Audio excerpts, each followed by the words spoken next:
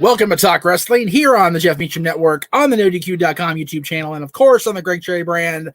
Thank you guys for being here with me. It is Monday, September 28th. Holy shit, we're almost at the end of September. Can you believe it? It is a real thing. This month's almost over. One more month, one more week, and we're done with this damn month, which means one step closer to the end of this damn year, this batshit crazy year that we've had of 2020. But before we get into the wrestling discussion, I have a very special guest right at the top. The tippy top, baby. Oh, yes, because joining me to talk about a little sports, if you will, is the stat boy himself, Mike Caldwell. Mike, what's up, brother? What's up? What's up? I'm jealous of that intro. Well, you should. I want one. Well, I've got you a decent one for tomorrow. I think we... Oh, a decent one. Okay, this is news to me. Okay, I will. Same one as last week. It's same one as last week. Don't get your jockeys in a bunch. It's the same one. Don't get all excited yet. I'm working on doing better for you. I'm trying here. Well, okay, fine. Okay. So what is the sports news you have to impart on us all, sir? Well, we have to do this today because if we do it tomorrow during the sports bar, the playoffs will have already started, and I need to get some predictions in. So the 2020 season is over. All teams have played their 60 games, and everyone's locked in now. So we looked it over and we thought, I gotta do this. But by the time I go live, the first game starts tomorrow, 11 a.m. PST. Right. So we couldn't change the scheduling. So the only time I had was here. So I will be quick about it, and I'll if you want to have a little discussion about it, that's fine. If not, you can just go on with your show it is your show, so you can do whatever the hell you want because you do it anyway. Yeah. So here's how it's going to work out. All 8 teams are in based on the new playoff structure. The first 3 teams of each division are the number 1, 2, and 3 seeds. Then the second team in the division, 4, 5, and 6. The next 2 after that are the wild cards. You got your standard 1 versus 8, 4 versus 5, 3 versus 6, 2 versus 7 format. All matchups are a best of 3 in the first round. You go to 2 best of 5s, and then the World Series best of 7. And we already see that Michael Gonzalez has made a bold prediction saying that the Yankees are winning it all. Well, typical Yankees fan can't spell. Say all your comments till the end, Michael. Yeah, we need another N in winning. So the number 1 team in the AL, Tampa Bay Rays take on the Toronto Blue Jays. The Cleveland Indians take on the New York Yankees. The Minnesota Twins take on the Houston Astros.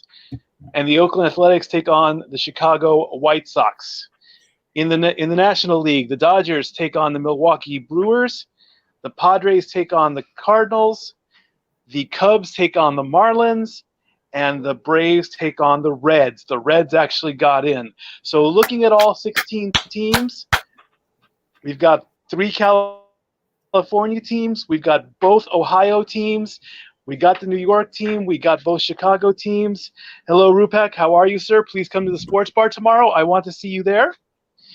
Now for the predictions on what I think is going to happen. The MLB is putting up a bracket challenge. I don't have all the info on this, but apparently if you can successfully predict how the playoffs are going to go with each team beating who, top prize is $100K. $100,000. Very nice. Now, I don't know if it's going to be like if more than one person gets a perfect bracket, they all go into a drawing. I don't know all the details. I haven't gotten that far yet.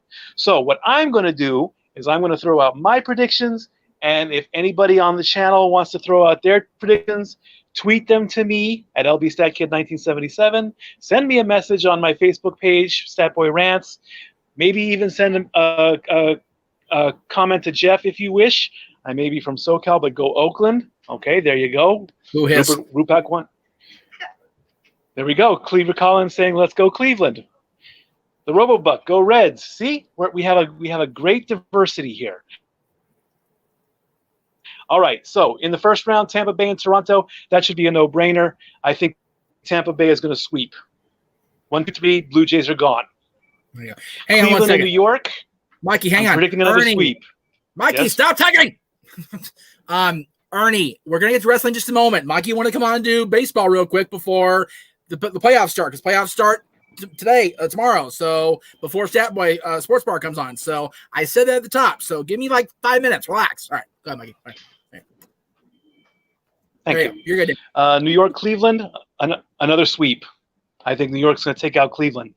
Minnesota, Houston, no-brainer there. We do not want Houston to go to the World Series again. I'm going to say Minnesota wins 2-1 in that series. I'll give the Astros one chance to win. Honestly, I hope they go all the way, and then the Dodgers whoop that ass in the World Series. You want the rematch? I do, so bad.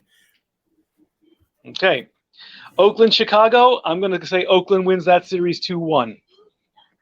Okay. In the West, Dodgers, Brewers, Dodgers all the way, Dodgers sweep. San Diego, St. Louis, I'm going to go San Diego wins 2-1. That'll set up a California ALDS. Chicago, Miami, that's going to be a sweep. I'm glad Miami got in, but I don't know if they're postseason material. So I'm going to say Chicago sweeps Miami. And Atlanta, Cincinnati, I'm going to go with a Cinderella story, and I'm going to say the Reds advance over the Braves. So now we're in the ALDS, and we have Tampa Bay, New York. And I'm going to say New York upsets Tampa Bay.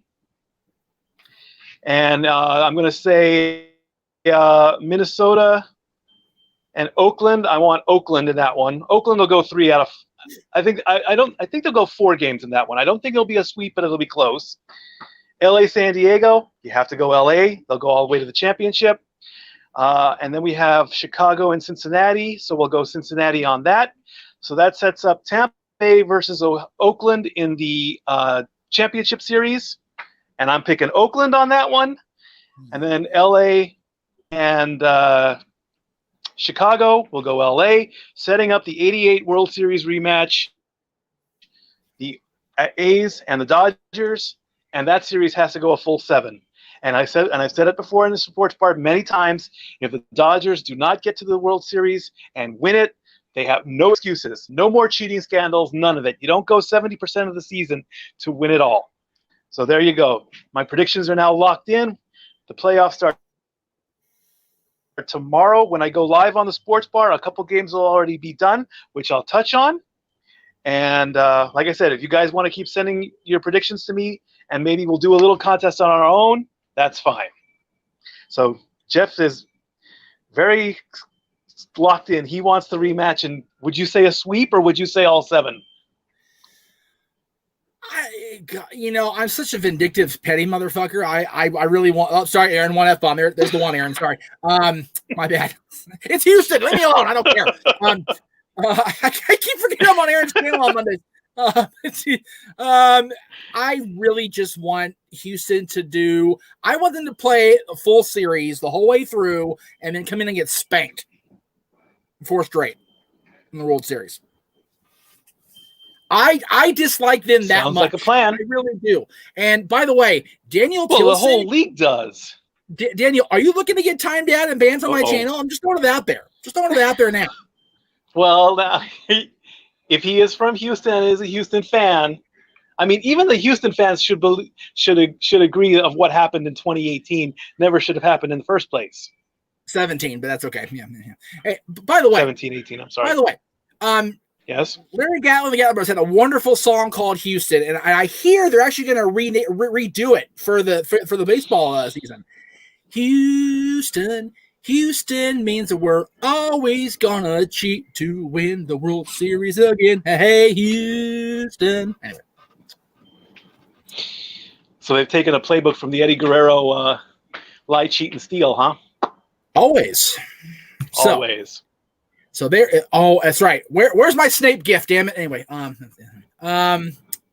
Mikey, thank you for starting us off with some hot baseball predictions. We will see you tomorrow in the Sports Bar exclusively on the Jeff Meacham Network at 6 Eastern, 3 Pacific. And exactly. I want to see everybody in the Sports Bar tomorrow. No excuses. No excuse. You hear him, you go. No excuse. Exactly. I do have some Angels news that I'll touch on tomorrow. Oh, I love it, man. Change it up the front office, man. Please get somebody in there and get some shit done. So the axe has already fallen in Anaheim. I don't care. I don't think that'll make a difference, but I'll report all that news tomorrow. Sounds good, brother. Cool. All right, brother. See y'all guys tomorrow. Step boy out. Step boy out. Very good. Thank you, Mikey, for that brief moment of outside of wrestling trivia or news, I should say. So here we go. Off with the wrestling. And Daniel, I'm just giving you a hard time. I would never ban anybody for liking their sports team for their sports. So it's it is what it is. I just don't like the Houston Astros, and I'm not going to. As an LA boy, I can't. Mike Gonzalez says Yankees in 5 over Atlanta. Wouldn't surprise me. Big G says, how do you like in the book? I actually am into chapter 1. I'm trying to read it as I go with the movies, G. And I actually just finished Friday the 13th Part 2 yesterday. I had a very long work weekend. Easy for me to say. And today's been kind of shitty, honestly.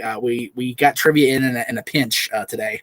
We had somebody flake or disappear from the earth or whatever the fuck happened. So, there's 2 aired. My bad, sorry. Trivia will be Friday. It's already canned, ready to go. So I will say that. All right, let's get to where we were prior to baseball. Mr. Yuck left me a comment, so I appreciate it very much. Thank you, sir. He says, hey, fella, can you comment on the lack of a women's division and focus thereof in AEW? Yeah, it's a shame because there is a decent talent pool in AEW on the women's side. They just don't use them properly. They don't use them, the people that they have, to their full potential, if that makes any sense. So it is a damn shame, no question about it. And let's see what we got here. I need to hang on 1 second. Let me text you when I'm off the air. Making lunch reservations for Disney, baby. Yeah. So there's plenty of women out there between the talent they have signed to a contract and the women that aren't currently signed to a major national contract, be it WWE or Impact or whatever. So I don't understand why their division is lacking. So it's a shame. And he says also, when Charlotte Flair returns back, how would you write her into the script? I would honestly have her be this mystery woman that they have doing the getting dressed thing in the changing room bit. I know it's Carmella, and that's I assume it's Carmella. I don't know that. Not I don't work for WWE, so I don't know that for sure. But my assumption is that is Carmella. I would have had Charlotte come in last night and be the surprise challenger for Bailey. Personally, didn't work out that way. So I don't know what to do with Charlotte at this point. I mean. The thing about Charlotte is she's already done so much in such a short, a 5-year window. There's not a whole lot she can do that would really make people go, oh, I can't believe that happened, because she's done it all. So I don't know.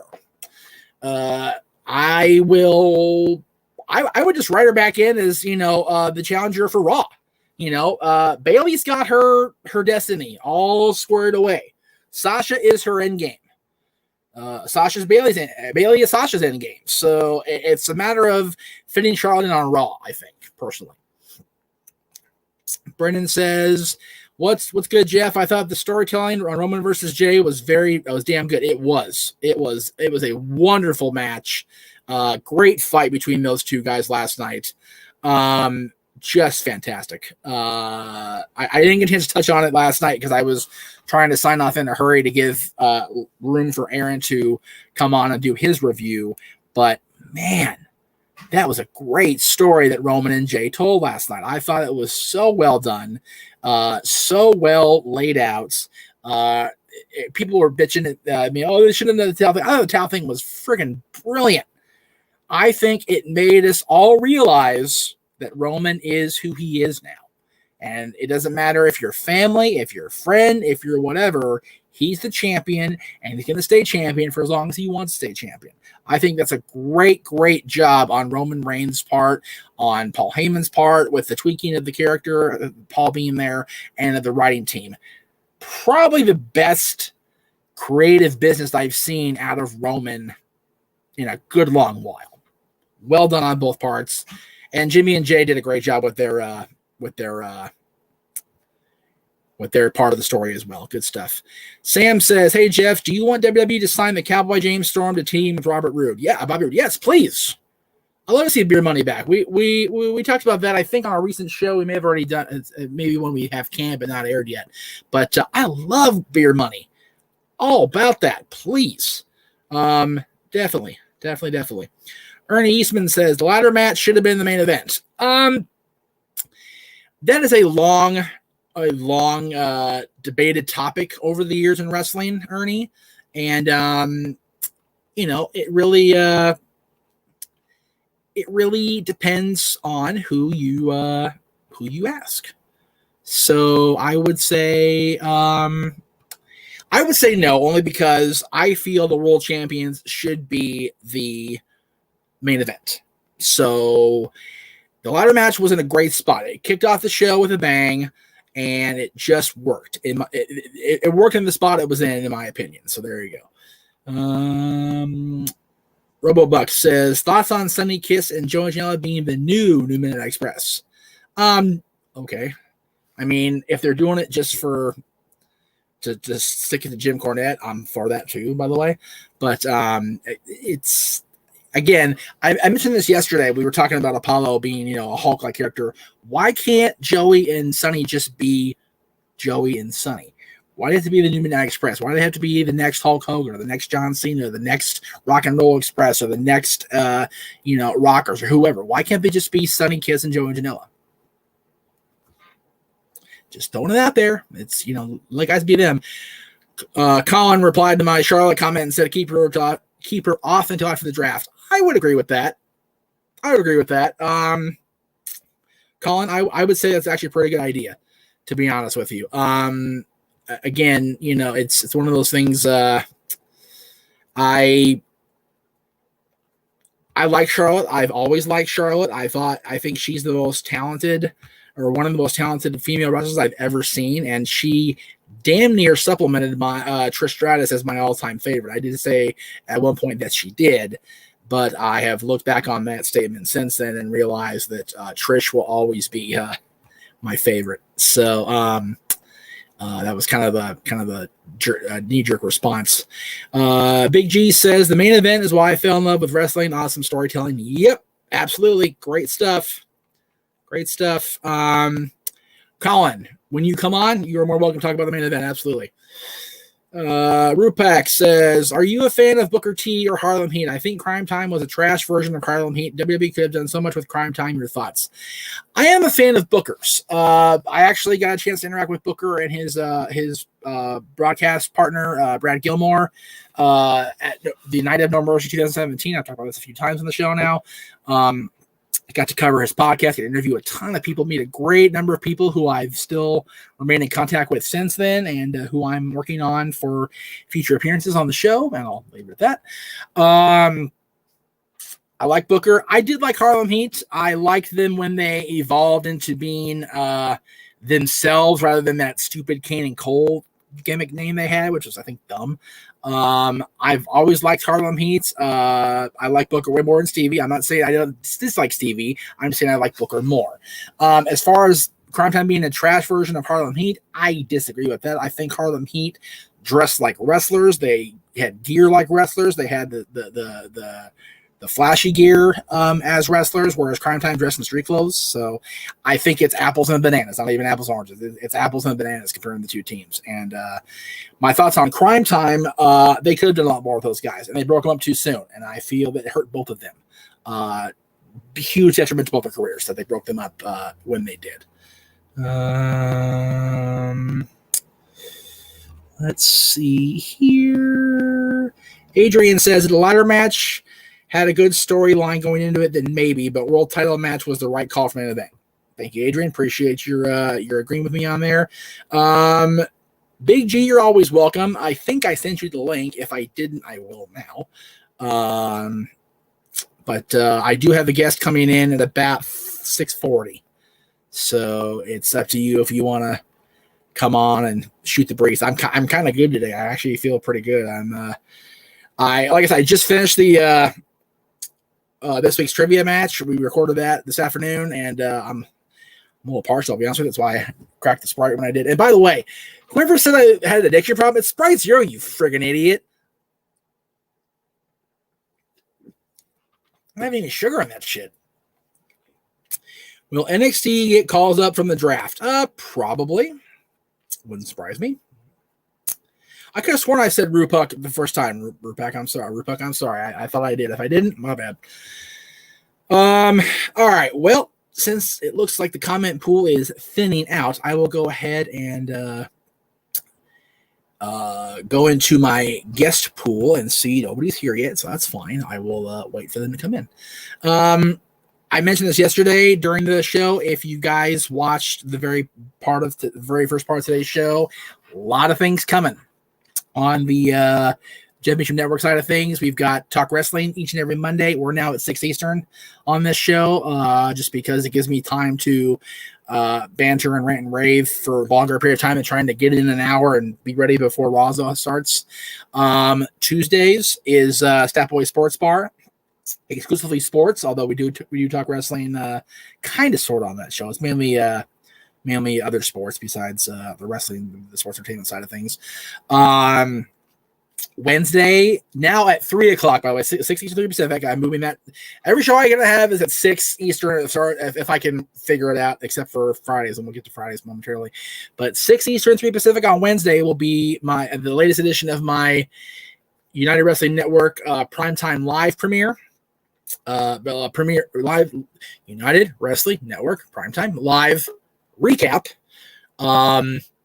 With Todd Kennelly. He'll be on with me Wednesdays. Thursdays will be Wrestling Rewind at 6 Eastern, and every other Friday will be the WTC post game, which will be after Wrestling Trivia Challenge, which is also at 6 Eastern over on the Greg Cherry side of things. So let's bring in Big G.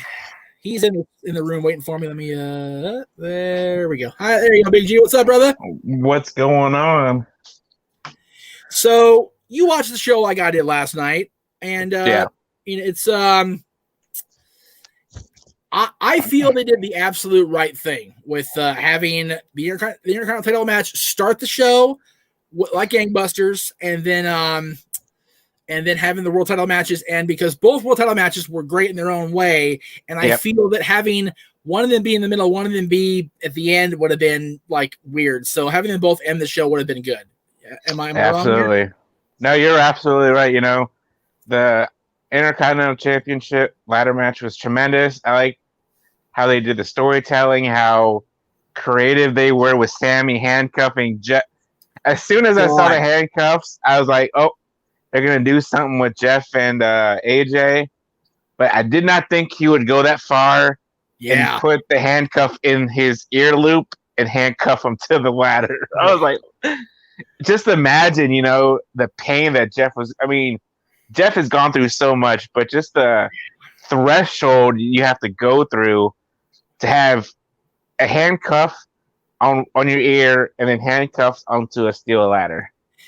It's so funny because, you know, Aaron will test this too. He'll be there with me. Watching El Generico, man, all those years at PWG Ring of Honor, he has a dark side, man. That was scary. I did not know that. Excuse me. I think Evan Steen spoiled him rotten. Yeah. But yeah, that's that boy's head. The ambulance match was great in its own way. I liked how everybody came back and got a little piece of payback against Orton. We all know Edge couldn't show up because he's dealing with his triceps injury right now. Yes, sir. So I'm sure eventually we'll get Edge and Orton again, possibly at WrestleMania. Yep. And like we mentioned before, Roman Reigns and Jey Uso, great storytelling, great match. I like how Jimmy came out and threw the towel in and made it even that more special. Hold on, Jeff. What? Okay. You're not on the camera. Oh my god, my fiance. Anyways, but yeah, I enjoyed it. Those were out of the whole card, those are the 3 matches that I thoroughly enjoyed. I was going to say, that whole show looked so good on paper. It was like, yeah, but...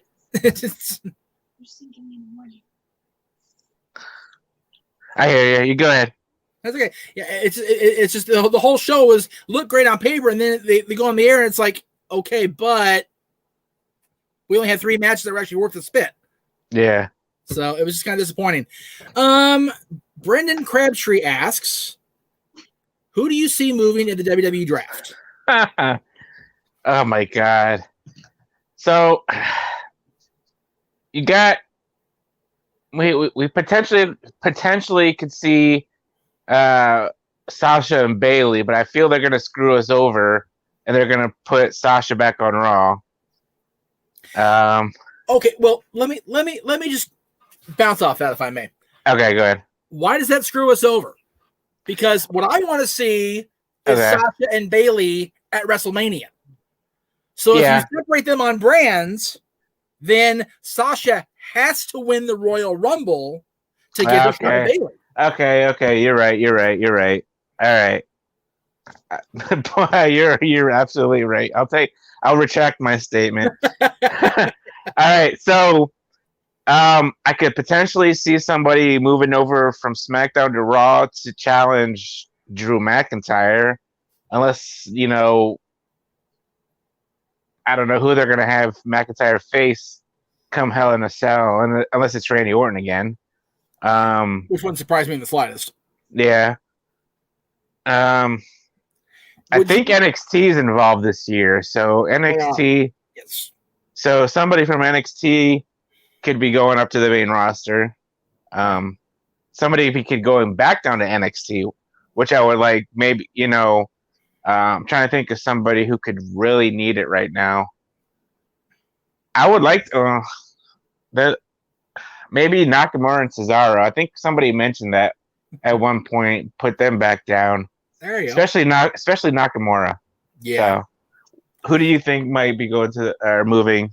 Oh, I like the idea of separating Sasha and Bailey. I get behind that. I'm all about that, just because people are so convinced that WWE is going to dick themselves out of money by having Sasha and Bailey go now. Yeah. That if they did it, everybody would be like, oh, they actually did something right. Let's see. Ernie says, do you think Miro will get a title shot in AEW? It's a matter of a year, right? Yeah. Eventually down the line. I mean, once he gets past this whole Kip Sabian thing. Right. I would think the TNT title, if anything. Yeah. I again, not disrespecting Miro in any way. I don't see him as a world champion. I just don't. No. I never have. Let me be clear. I never have. During Rusev Day, I never saw him as the guy. So no. I don't think he's that guy. Bob Smith, I'll go ahead and address it right now. I'm a personal butt of RVD. I have not confirmed it. I actually did send him a text when I got at my desk today asking him. I don't know if he's done. Apparently him and Katie have left Impact. I don't know if that's true. If he gets back to me within the hour and a half I'm on the air, whatever it is, I will let you guys know. Cool. Let's see here. Jerry's General Video says, hey, long-time listener, first-time commenter. Would some disenfranchised WWE stars be better off heading to Impact and boosting their pool? Who could you see doing better there? People they just put into the freaking Retribution stable. There you go. Because they're screwed for sure. So, yeah. God. Honestly, you mentioned Nakamura and Cesaro. I'm not knocking either one of those talents as themselves, but I don't think that either one of them have really realized their potential. And I feel that, they could do well in AEW also, but I like Jerry's thing here about, boosting Impact's talent pool. I think Cesaro could work with almost anybody in AEW. Nakamura, maybe not, but Cesaro definitely, because Cesaro can tear it up with anybody on the damn of any roster. Right? So. Yeah. I could see somebody like Cesaro or Nakamura going to one of those brands. Right. Okay, Sam, you've said Bobby Roode and James Storm 3 times. I get it. Oh my God. Time out. Seriously, you're getting timed out. Thank you for that. Okay. I thought I can do that. Oh crap! No, I didn't want to do that. Oh shit! I hit the wrong thing. Okay. Oh gee. Sorry about that. Baba Booey. I don't know. Ricochet will go to NXT. I don't know. Whatever. Ricochet will go to NXT. Why not? It wouldn't surprise me. He needs to go back there. There you go. Michael says Roman and Drew will switch. That's an interesting twist. I like that. There you go. Yeah. Have Drew go against the Fiend and Roman against Randy Orton again. Randy Orton again. There you go. Or Seth Rollins. Oh no, because Seth's the heel too. I don't know.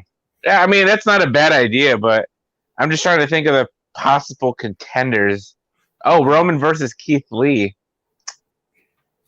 There you go. People are trying to convince me that Keith Lee is going to be revealed as leader of Retribution. I know. I've been reading that all weekend on Twitter, on the Twitter feed. Like T-Bar is like 6 foot freaking ridiculous. He's not. It's time to call it, folks. Come on. We know, yeah. I don't know. Real T-Bar is Aaron Rift. Yep. Damn it. There you go. Which, by the way, after Raw tonight, exclusively on the NWQ channel, you can find Aaron's review. Yay! Yeah, let me. Where's my plug? Damn it! There it is. There you go. There you go. There you go. All right. That's of course at 8:00 ish, or actually 11 o'clock ish Eastern. Yeah. After Raw's over. Roman needs to stay on SmackDown. Yes, I agree with that. Actually, I don't want to see either one of him or Drew move. But I understand why they would do it, just to shake things up. Yeah. But I don't think they should, personally. So, what's this? Like, Ernie putting Baba Booey. That's the second time I've seen the Baba Booey phrase this week. Like, Dylan mentioned it to me. I'm like, why are you saying Baba Booey? Well, you know that's from? Like, oh, no. Like, have you listened to Howard Stern? No. I'm like, yeah, you have. Turn that shit off. Oh, my God. Oh, man. Do not. I don't care what's on this damn thing on my desk. Don't turn on Sirius XM and start listening to Howard Stern. Oh my God Almighty! Especially the archives. Oh no! Oh no! Oh no! Goodness gracious! So NXT is this Takeover 31 is this Saturday. I don't think I have the matches. I don't have the graphics queued up yet. Who do you want to see be the tag team challengers for Breezango? Because it's going to be Lorcan and Birch against, I think, Imperium. Undisputed Era. Oh, Undisputed Era. Sorry, Undisputed Era. Yeah. Man, I don't know. I think we've seen them face. I'm going to go with Undisputed Era. I mean, I like Orkin and Birch, but I think Undisputed Era needs to win the tag team titles back. And, you know, Breezango, I mean, they got their feel-good moment, but I don't think they're really great as tag team champs. Right. So. Could you see the Fiend going to Raw? I mean, anything's possible. He definitely needs a fresh paint of coat for sure. So, yeah, definitely. Yeah. It's you know. But the thing is, if you move him, do you move Alexa? Right. That's the thing. So it's it's one of those things where if you pull one thread, the whole thing falls apart. So pretty much. I don't know if moving her is a good idea right now because she's just starting to develop that character. So if you move him, you almost have to move her as well. And absolutely right. If that's the case, I'm okay with it only because Asuka needs some fresh challengers too. Yeah. So, you know, I mean, big time. Asuka and Sister Abigail Bliss, I'm okay with that. Yeah, that'd be intriguing. Yes, very much so. All right. Well, I'm going to move to the next segment, but I appreciate you coming in, G. Thank you very much. Awesome. Always glad to be on. We'll see you in the chat room after Raw tonight, brother. All right, talk to you later. Later. Later. All right, there's Big G, everybody. Let's see. Cody says you need to tell me NXT is active. Yeah, right. Tag team wrestling in the WWE is absolute hot garbage right now. Like all three shows, the divisions are terrible. They should make a a cross-branded tag team champions, just like they have with the males, the females. Excuse me, just like the girls. It should be all brands. Just saying. Because someone could draft Raw Underground. I mean, I don't know how that's set up. I think Underground's supposed to be like edgy and it's not quite in the system, if you will. So I don't know if they're counting that as part of the draft. So I would say no to that, Mike. I don't understand what you're saying here, Ernie. Please clarify your statement. When is the woman? I don't understand what that means. All right. Well, in the green room right now, get ready to come on there. He's got his smoky smoke ready to go. He is the Cleaver himself. He is Colin Andrew. What's up, brother? How you doing, man? I'm not sure what happened. I can't hear a thing. Hang on 1 second. Okay, we can hear you. I'm not sure why I can't be heard. Can you hear me now? All right, cool beans, man. How's it going? It's going good. Can you hear me? Yes, I can hear Okay, you. Cool. Yeah, we can't see you. You're frozen on screen, but we can't hear you, so that's okay. Let me. Do you want me to hang up and try again real fast? Yeah, we can do that. That's fine. All right. All right. We'll try that again with Colin. Rupak says, do I like triple threat matches and fatal four ways? One-on-one, I do too. I can't stand triple threats or fatal four ways for the most part. I did enjoy a lot of match last night. I enjoyed the triple threat from WrestleMania 20. I enjoyed the triple threat from Unbreakable 2005 that we covered on Wrestling Rewind a few weeks back. And I did enjoy, just for personal reasons, the Fatal 4-Way from WrestleMania 2000. But that's just my own personal thing because I was there. So, all right, let's try Mr. Cleaver again. What's up, brother? All right, take two. All right, it's with the Imperium shirt. I dig it. Nicely done, sir. Thank you.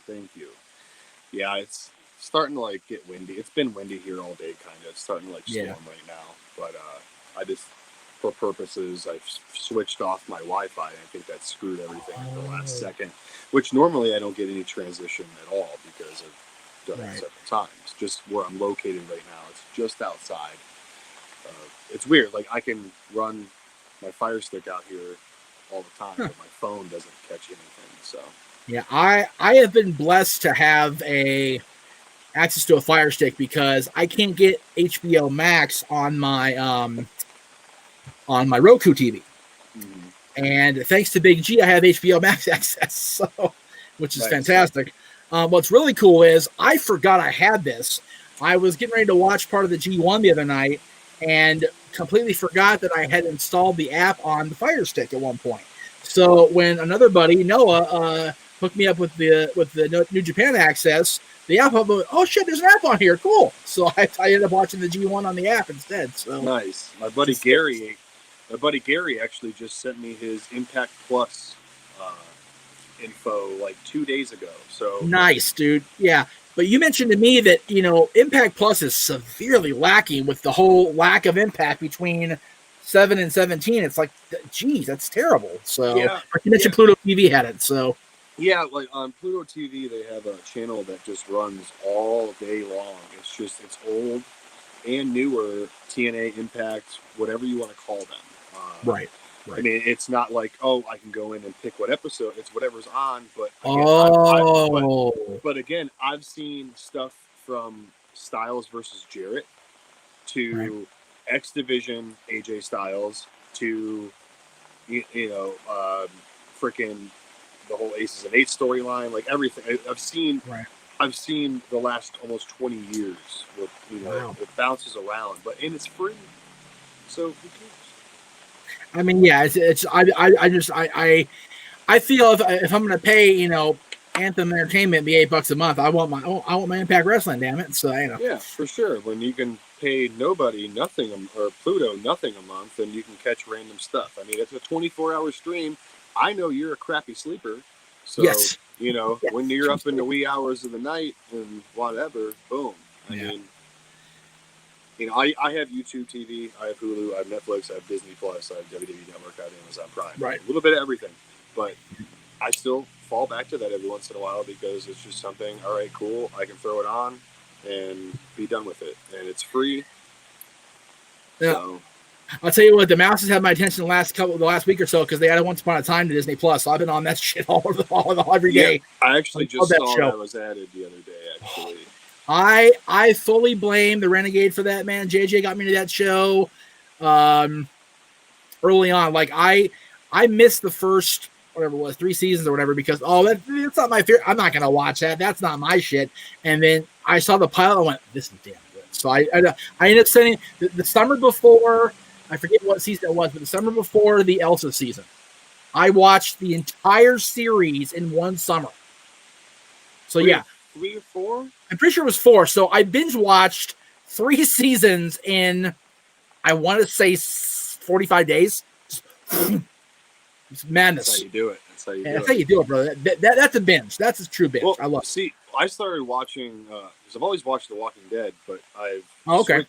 But when my fiance and I got back together because we dated years and years and years ago, right? When we got back together, she was watching it, and I never watched Fear the Walking Dead, and that's what she was watching. So I started in mid-season 4, and when I got laid off due to COVID for 30 days, I went back through and I watched the first 3.5 seasons that I missed. Nice.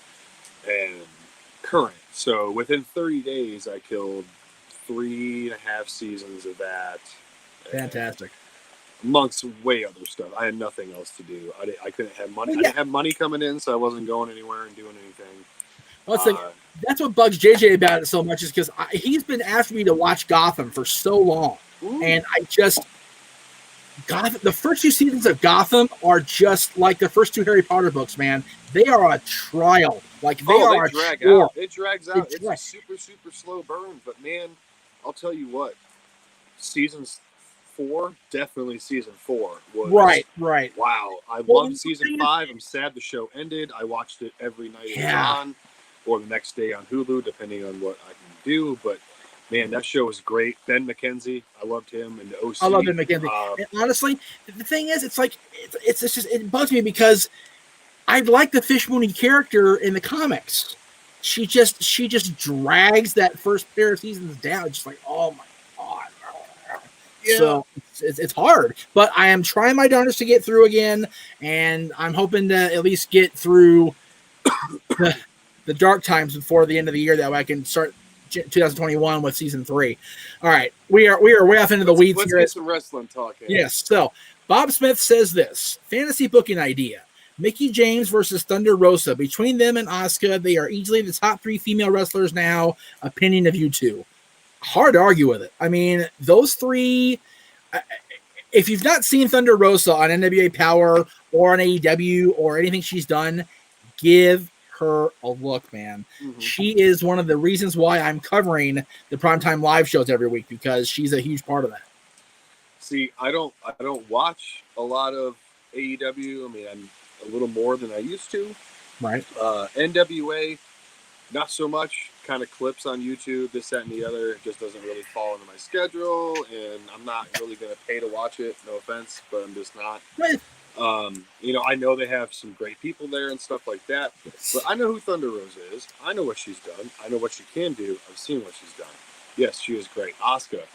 I'm glad that they have Asuka in the position that she's in right now because she is one of the best ever. That's all I'm going to say.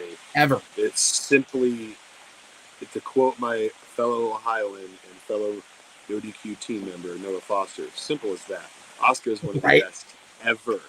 And we haven't even seen in WWE what fully she can do because, you know, being a WWE superstar, you have a lot of restrictions set on you. So if you want to go back and look for old school Asuka, go for it on YouTube. It's a wonderful thing, but do it after we're done here because, you know, we're all about views. So you know, but I'm like this close to breaking that threshold. and Mickey James too. So Mickey James, I first came in, you know, or saw her when I was in high school when that whole Trish Stratus storyline came into play and the stalker and the craziness and yada yada. But she's gone anywhere else she's gone. She's done great. And even when she had that long hiatus from WWE and came back and she didn't miss a freaking beat. I know we're on Aaron's channel, so I'm really trying to censor myself. I reached out to F Pops today. I'm trying to be good. Trust me, that's why I'm trying to use other words. Don't get the boss man pissed off or kicked off YouTube. So you know, there's hopefully some credit for their boss man. But yeah, Thunder Rosa's great. Again, Mickey James is great. Asuka great. I can't really doubt that. I mean, right now, yes, there's some of the 3 best in the world, but there are several others that are in contendership for that. There is Charlotte Flair. There is Tessa Blanchard. I mean, just those 2 alone. Becky Lynch, you know, she is incredible as well. I mean, who knows if we'll see her again, though. Motherhood changes a lot of things. Parenthood, in general, changes a lot of things. Yeah. Especially when you have a full-blown go schedule like they do. Right. I'll agree with you, dude. And once the nasty rubs off the Tessa's reputation, somebody needs to sign her ass like now. Oh, absolutely. I'm surprised, honestly, that she hasn't signed a contract with somebody and just kept it on the low down until all this shit blows over. You know what I mean? Like, I'm surprised she, you know, so being a more WWE fan, I was hoping that she would sign with WWE. Of course. Either go to NXT or go straight to the main roster, pull an AJ Styles and just hop over everything and call it a day. But again, with the world the way it is today and social media the way it is today, and how things get out there that, you know, are they true? We don't know to this day. You know, all they are is accusations. And to be honest, anyone can make any accusation about anything. Like, I can make an accusation against you for being a dick to me, and now everyone's going to think you're just an ignorant prick. You know, like, I am a dick, but that's beside the point. Yeah, but still, I'm just trying to make just a subtle type of point. Like, you know, it's just one of those things where it really bugs me how fast and easily things are, you know. It is a shame, and I think that a lot of this year has been just kind of piggybacking off the general media and the whole speaking out thing and the Me Too thing. It's been very, and I'm not discounting anybody's struggles. No. Let me be clear about that right now. But I will say that, you know, it's again, this is my observation. This is how I see things. This is how I've seen it. It's been very convenient in my eyes that when somebody gets accused by one person, all of a sudden 20 people go, "Oh yeah, me too." Where were you a year ago or whatever? Huh?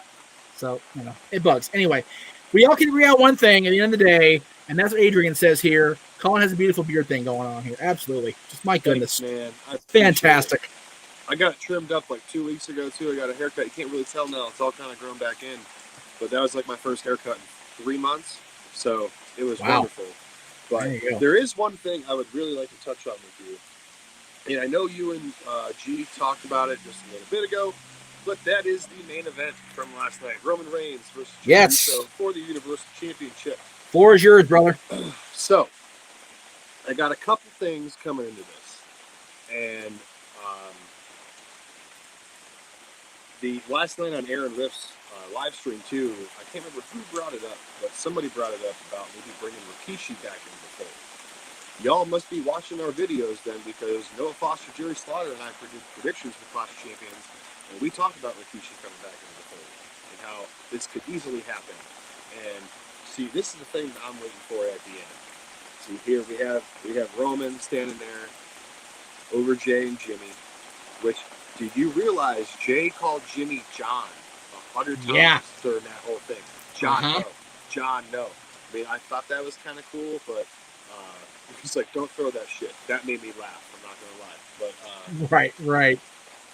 But say you're my tribal chief. Say you're my tribal chief. If this is building towards The Rock versus Roman, yes, they need to bring Rikishi into it. Yes, they need to bring Tamina into it. They need to bring Naomi into it. They need to bring the whole freaking clan. And I cannot wait for when The Rock finally comes back to the WWE. And I cannot wait for him to be like, oh, were you the tribal chief? Oh, I remember changing the tribal chief's poopy diapers. You piece of shit. You know, like, you know, this, that, and the other. And just, you know, you're not the tribal chief. You're the tribal bitch. You know, I cannot wait because this is, it has to build to this towards now. Right. Especially after Jimmy coming in. But I wish Roman would have done one thing last night. I wish he would have hit Jimmy. Yeah. I wish he would have somehow messed Jimmy up. Yep. I really, really wish that would have happened, but it still could happen. I mean, maybe Jimmy Uso confronts Roman Reigns this week on SmackDown. He gets taken out. And then 2 weeks from now, 3 weeks from now, that's when you get Rikishi. That's when you get the music. That's when you get him coming down. And then here is the beatdown. And then Jay comes out, and it builds from here, and builds from here, and builds from here. And I don't know how they're going to keep it going. I wish they would have honestly waited to do this just a little bit longer, because we're in the last week of September, okay? So if we have all of October, November, December, January, February, March, at the earliest, we have 6 months, okay? 6-7 months at the earliest.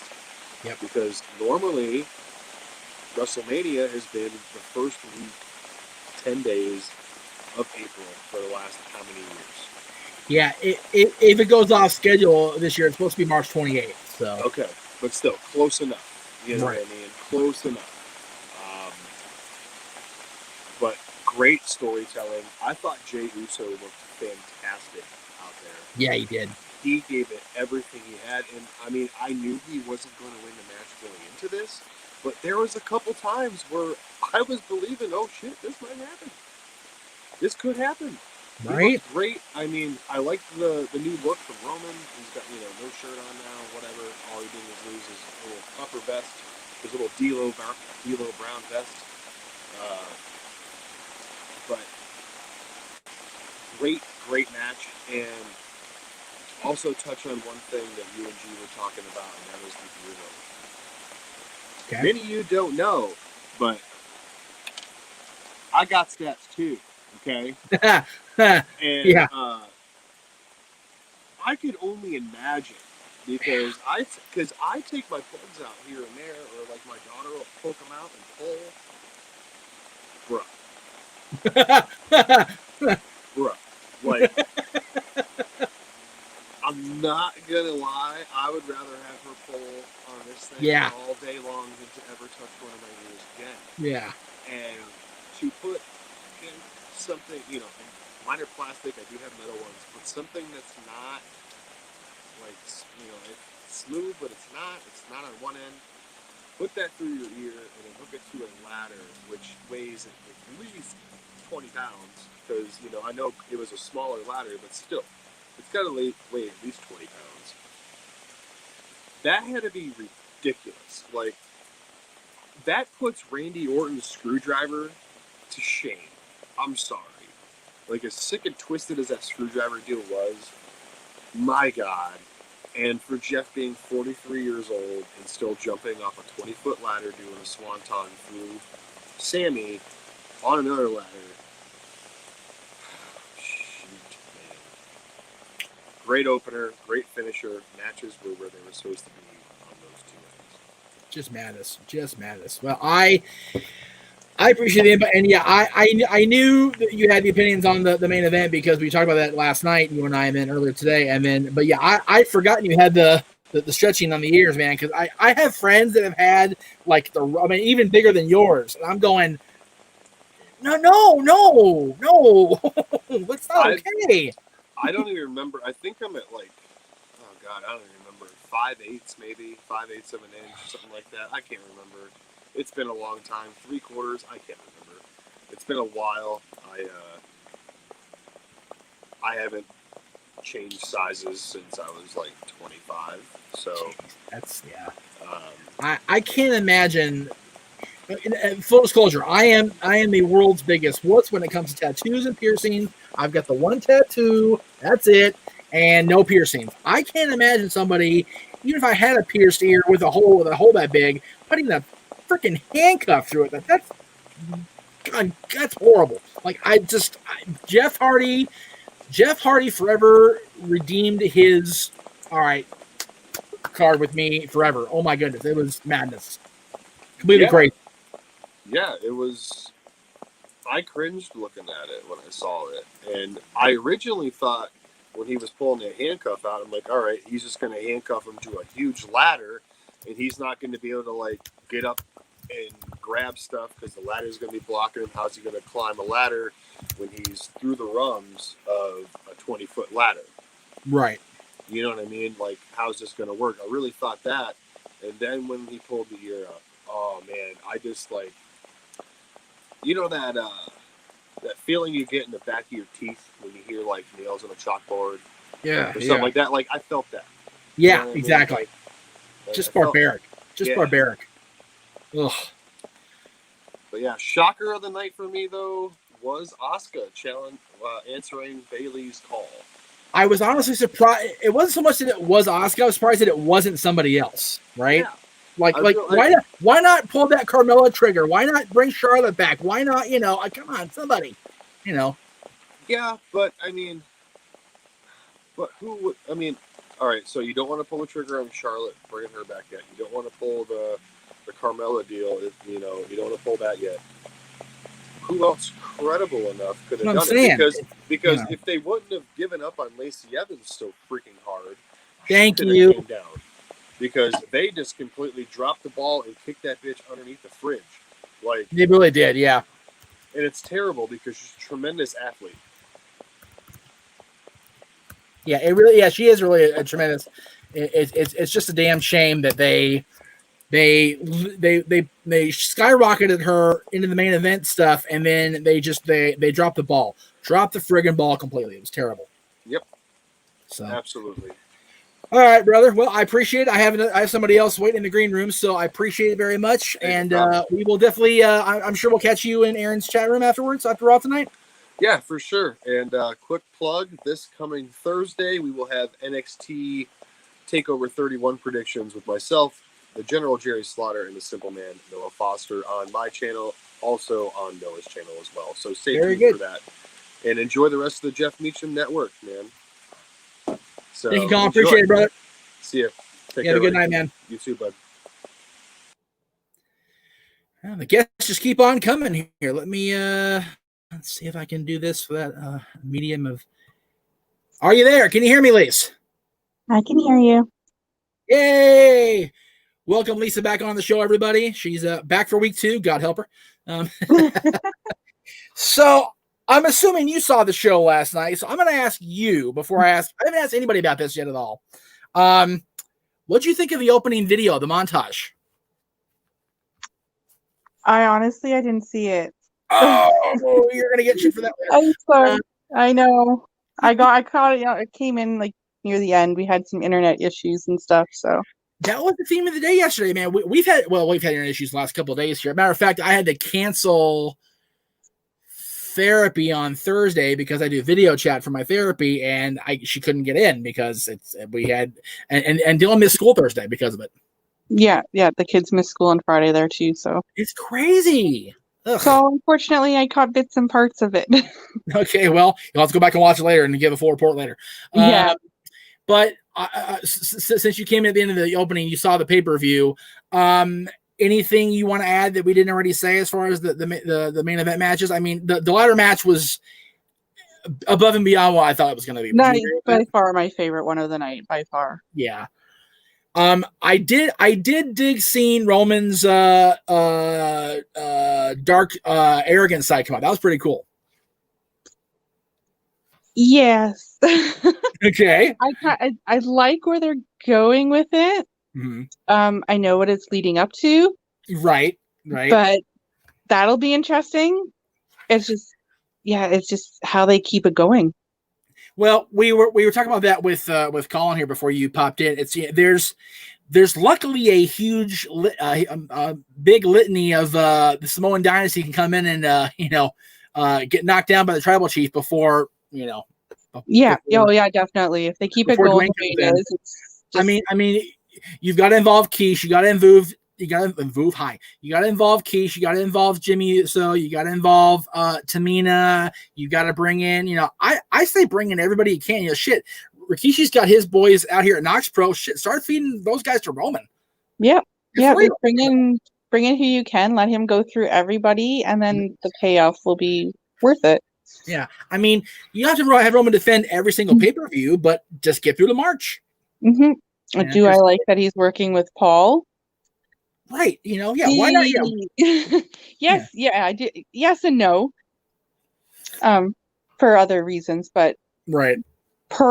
Professionally, Heyman's the one to work with. If you want to push the bad guy, he's the one to go with. Well, I think you and I in particular will agree that our biggest problem with Paul is who his client was. It's like now that Brock is off doing Brock things, whatever. Like I like having Paul with anybody as long as the fit works. And it works with Roman because Roman really didn't get into being a really big prick until the last 72 hours.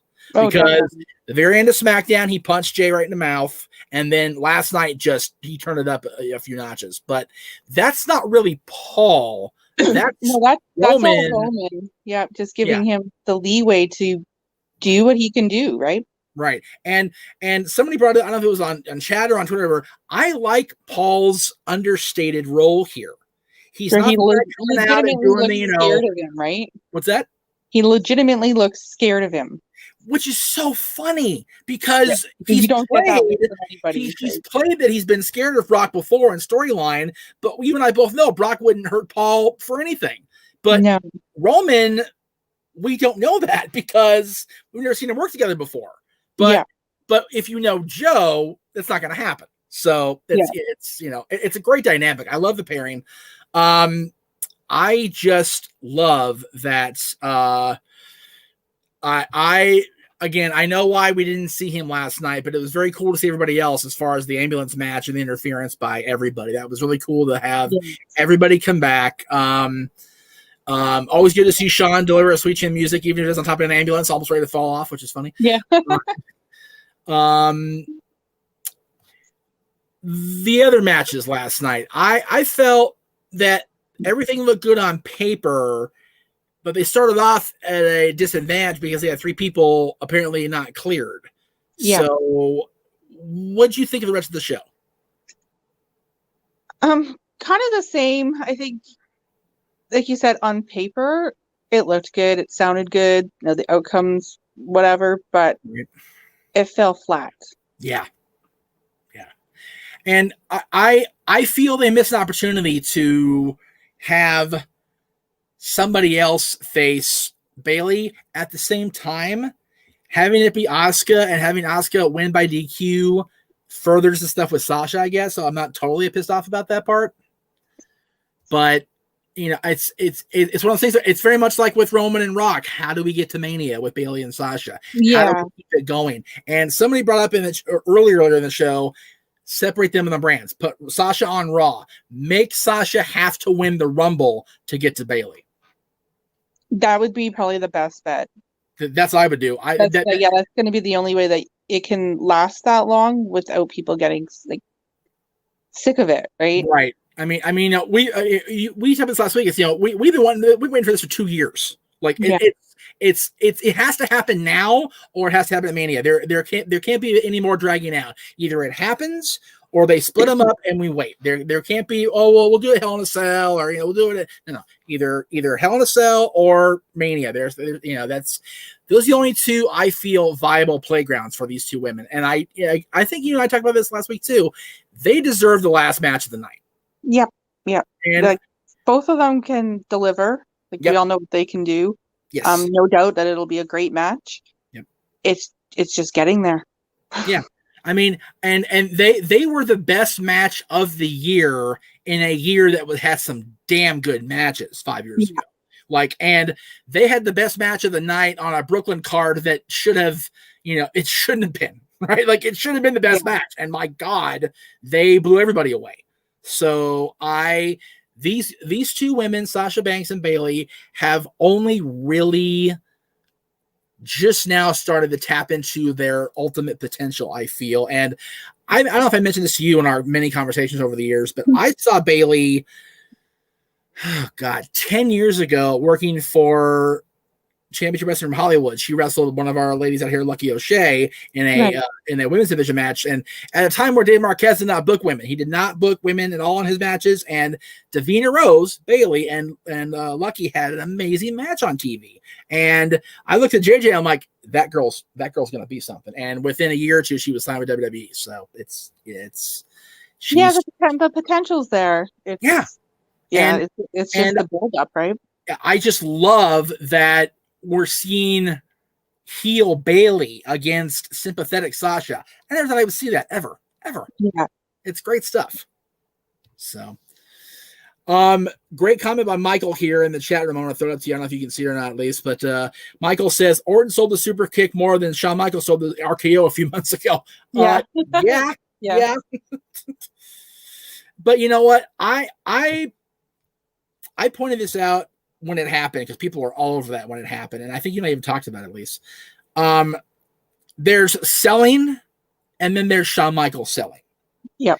And Shawn will sell for you. He will sell left and right for you, but it has to be an impactful move. And at the end of the day, yes, the RKO, generally speaking, drives the arm and the chin up into your head, and it could knock you out, but it's not going to knock everybody out every time. No. So Shawn did sell it. He just didn't sell it like he'd been shot. Yeah. So he was more stunned than everything. He was like, "Jeez!" And then getting the kick later, he did very well there. So that was good. Yes. So, I did like how they worked out with Flair, where they didn't actually kick him, but they kicked him. That was a cool little trick of the light, if you will. Yeah. So Mikey was on earlier. I know you missed him because he was at the very, very top of the show. Are the Blue Jays in the playoffs, or are you done with baseball? No, I think they're still playing. Okay, I honestly forgot what he said because he went through it so fast that I haven't had a chance to really do much this weekend to pay attention to a lot of stuff. Been busy. Okay. So no, I believe they are. Okay, I'll have to double check. I think they're still running. Yeah. Yeah. And so what are your thoughts coming up for NXT this Saturday with Takeover? I don't know. Okay. Question from Dylan. I don't know what he's asking me. He asked it earlier. What do you think about a rumored elimination triple threat of Fatal 4-Way? Bubba, I don't know what you're talking about. Like, or what? Who are the participants? What's the rumor? What's details? Dylan, details, dude. So, here you go. Michael with a follow-up comment. At least it wasn't as bad as his selling for Hogan. Now. Oh, there you go. Psycho Jet Black with a $2 super chat for Aaron. Thank you. Appreciate that. Psycho Jet Black. He says, do you trust WWE to create a good theme for Roman Reigns now that he's a heel? Do I trust them to create a good theme? Yes. No, I don't either. Yeah. They've got so much mileage out of this Shield theme. They're gonna take it all the way home. Yeah. They don't want to. And you know what?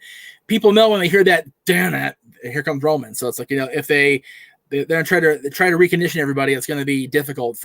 I mean, it's one thing like when somebody not in the main event changes music, because then it's like, okay, well, we can just work with it. Like when Bailey changed hers.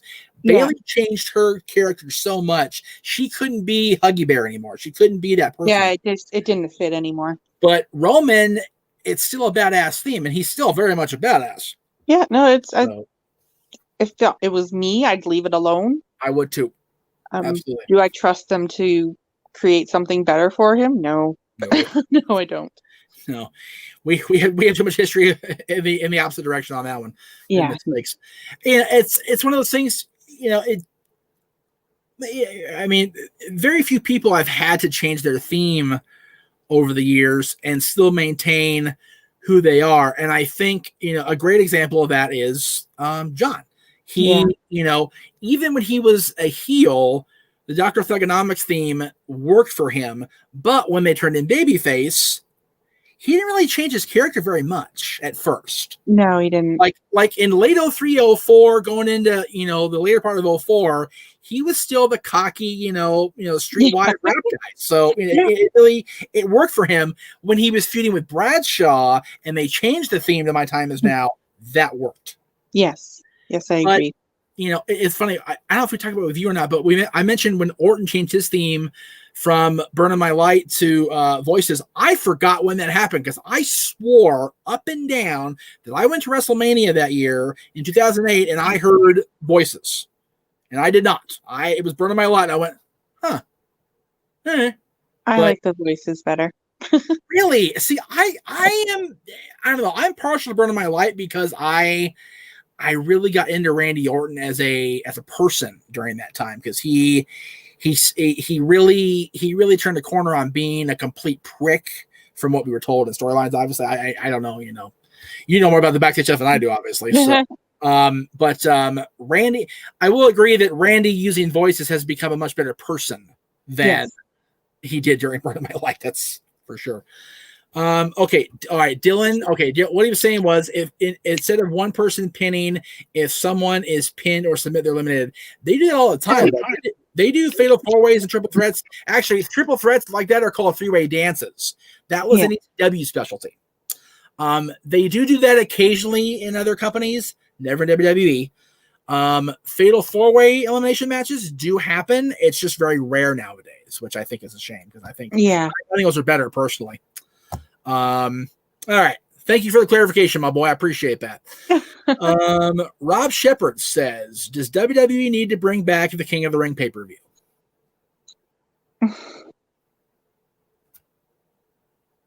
Right now, I'd say no. Okay. I think it kind of lost all meaning. Okay. If that makes any sense than what it used to mean. King Corbin. Yeah, exactly. At least you said it, not me. I am so glad they aired the interview with Kurt last night because even he was like, he was okay with Baron, but and then he tapered out. He didn't say anything else. He tapered up. It's like, what he wanted to say. Yeah. Oh, see, even we know that he didn't want to do that shit.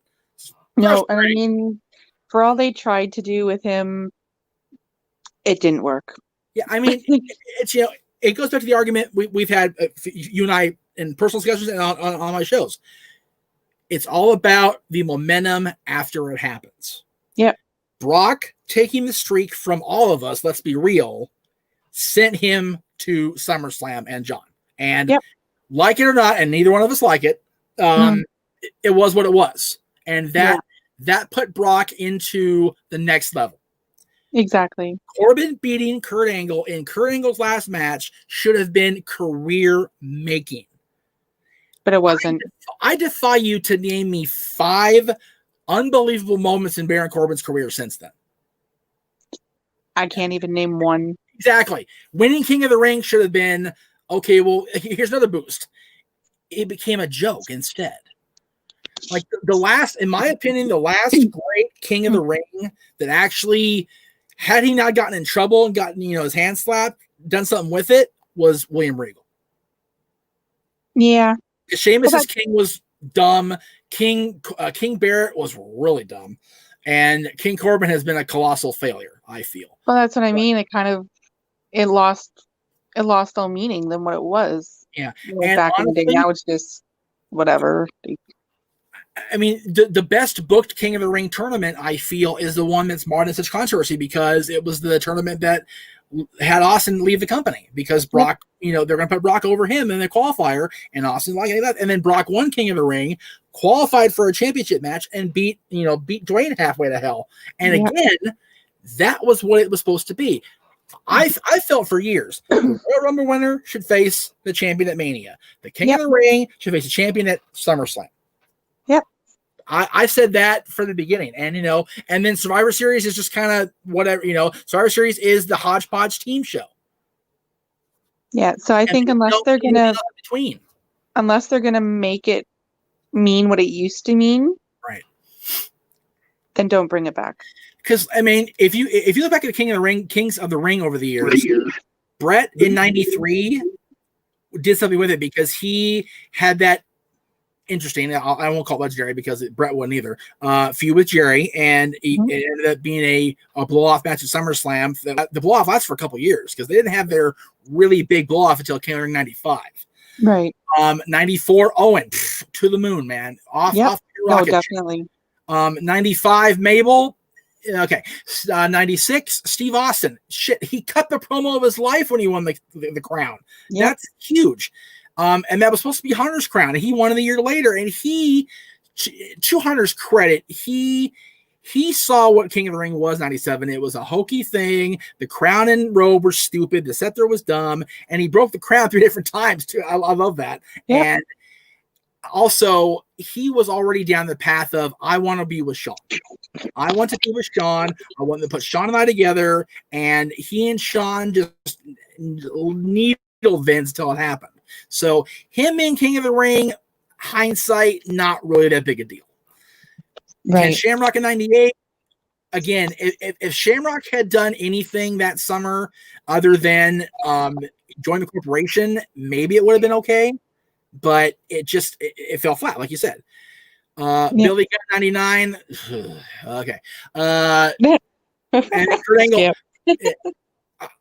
Honestly, the best King of the Ring winner to not get a automatic I'm the next champion push was Kurt Angle. Yep. Because he went from winning King of the Ring to losing to the Undertaker at Fully Loaded. Yep. So and then he had that horrible pedigree with Hunter the following month at SummerSlam, which God bless Kurt, and credit to Kurt for getting through that. And then he was champion by October. 01, you had Edge, Edge winning the King of the Ring was more about Edge and Christian's story than it was about the King of the Ring. Yeah, definitely. And then, like I said, Brock winning the crown and then winning the championship was the way it should have been the whole time. So anyway, I kind of went off on that tangent there, but you asked about King of the Ring, so there you go. If they bring King of the Ring back and they have it be in like early summer, and the winner of the King of the Ring tournament wins a title shot at SummerSlam, yes. And honestly, here's how I would book things. I would say this. I would say have Rumble winner face Mania champion. Yep. I would say King of the Ring face SummerSlam champion. I would say Money in the Bank in like September, October, and then or even move the Money in the Bank match back to WrestleMania and kill the pay-per-view altogether. Yeah, exactly. But you know what? I guess you need to now because you have the women involved in Money in the Bank too. So I see where you need a pay-per-view for that. So make that be September, October, but get rid of Hell in a Cell. I'm trying to say, have Hell in a Cell be a special once in a while match, not a full pay-per-view. Yeah. Yep, exactly. The way it used to be. Have Money in the Bank replace Hell in a Cell as a pay-per-view in September, October, and then we cycle again. Rumble meets Mania, and then just lather, rinse, repeat. That would make the most sense. It's how I'd book it, Vince, but I know you're not watching, so it's okay. Here you go. Stone Cold Steve Austin's theme in 2001. I forgot about that one. That was a damn good replacement theme. Stone Cold? Yeah, Disturbed. Honestly, the only one I remember, maybe that's because it's the most popular, is the Breaking the Glass one, right? Like that's right. Well, when he came back from the neck surgery in 2000, he had a Breaking the Glass, but it was a cover by Disturbed. It was more of a more of the hard edge to it. Disturbed actually okay. did a full Right. song to it. So I wish they'd kept that around longer when he would turn full. Ow, I bit my lip. Shit. When he went fully heel against the WWF and the Alliance storyline, I would have kept that instead of using the remixes they did. That was stupid. Yeah. Well, that's the thing. If you're gonna change somebody's theme, then keep it. Right. Yeah. Like, don't change it back. Yeah. And the thing is, I like that when they brought Rick in 2001 to be the co-owner and Austin turned back babyface, they went back to his classic babyface theme. Yeah. Like that worked for me. So Ernie Eastman says, do you think Daphne or Mischief will ever go to WWE or AEW? Not to tell tales out of class or anything. Daph's going through some shit. Daph is dealing with surgeries right now. She's got a lot of physical issues going on right now. So I don't know if she'll ever come back, period, let alone to any major company. As far as Mischief, you mentioned earlier, Ernie, that I think she's too indie. I think Mischief's a bit too on the independent side. Maybe AEW? Yeah, I would say AEW, if anything, not WWE. Right. JBL said, actually, that was $2. He actually put a super chat in for that, so I'll go ahead and there's your super chat, Ernie. There you go. Thank you for that. I appreciate that. Michael says, JBL should have won King of the Ring at some point. Would have went well with his character in the mid-2000s. If JBL, actually John Bradshaw Layfield, became King of the Ring, maybe. I don't think he needed it. No, I don't think he. I think they did exactly the right thing with Bradshaw. They turned him heel on Raw. They had him out the next week on SmackDown in the cowboy hat and the big toothy grin, as Taz would say, and they put him right in a program with Eddie and had him be champion. That was perfect. Yeah, he didn't need the King of the Ring. No. Now, I will say that Paul's promo on John about being champion was pretty funny. Yeah. But again, Paul's right. I mean, if you don't have Hunter be on SmackDown, who do you book? Who do you have to be the babyface because John wasn't ready yet. John wasn't there yet. Like, he got there by Mania 21, but Cena was not ready to be the guy. Yeah. Like, he was definitely top babyface, but they needed a good strong heel because Eddie was so popular, and JBL beating Eddie the way he beat Eddie with the stupid thing with the bull rope match and Kurt Angle screwing him. It worked. It worked for Bradshaw's character. It worked for Eddie's character because if you recall, that was the start of Eddie's character's slow descent into madness. So it worked perfectly. Yep. Sal says, why aren't there any referees in the WWE Hall of Fame? Good question. There, I could name a couple that should be there. Well, when you think about the people that should be, you've got Earl Hebner, who on a good or bad day, it depends it depends what mood Vince is in about the Hebners that day. Yeah, honestly. exactly. There's days where they love Earl and Dave. There's days where like, oh God. So, Tommy Young, not enough WWE time, except on the network. Like, Tommy Young deserves it, no question, but he's not a WWE referee. Armstrong, Scott Armstrong. Yeah. I mean, I would say Scott down the line. Yeah. People unfortunately remember Scott as referee for being Triple H's crooked official, which is never good luck. Never good luck. Nick Patrick's definitely up there, I think. Nick Patrick, I feel, is the most viable candidate besides the Hebners because Nick Patrick was a full-fledged, fleshed-out character in the 90s because of the NWO. So they definitely should have a place for sure.